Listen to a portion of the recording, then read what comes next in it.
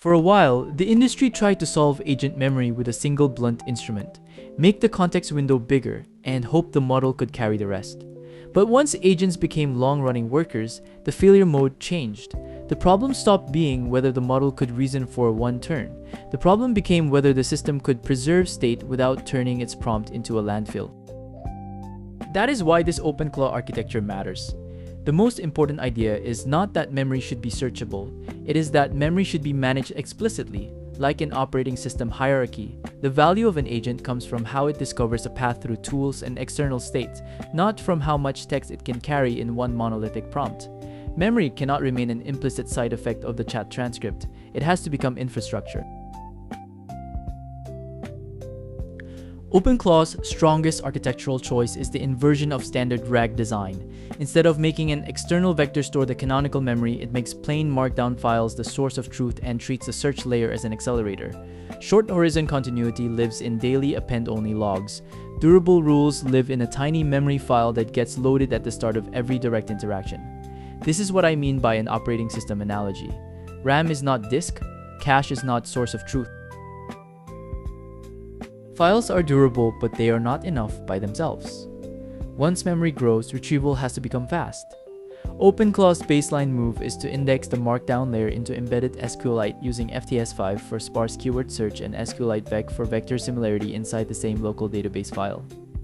That combination matters because pure vector search is too fuzzy for many agentic tasks. Configuration keys, commit hashes, function names, error strings, agents need both conceptual recall and literal recall.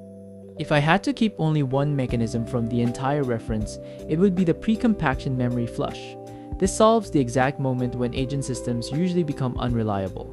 Most systems accept compaction as unavoidable maintenance. OpenClaw treats it as a danger event. Before the system performs lossy summarization, it injects a silent, high-priority turn that tells the agent to write durable notes to disk now, while the exact context still exists. The more useful law, if it is not written before compaction, it is already gone. The flush prevents catastrophic forgetting, but it creates a second-order problem immediately: memory bloat. OpenClaw answers the background consolidation process called dreaming. The system logs recall events when the agent actually retrieves a memory during real work. Later, an asynchronous process scores those recalled chunks across signals such as relevance, frequency, query diversity, recency, and cross-day reuse. Only the items that repeatedly prove useful get promoted into the compact, durable memory file. Hybrid retrieval is a strong baseline, but once agents become planners, plain similarity search stops being enough. Memory stops being a search index and becomes a world model. In that framing, memory is not a bag of semantically related text chunks. It is a typed graph of entities, states, relationships, and causality chains that allows questions like who committed to what changed after that, what rule superseded the old one. Vector search is good at show me similar things.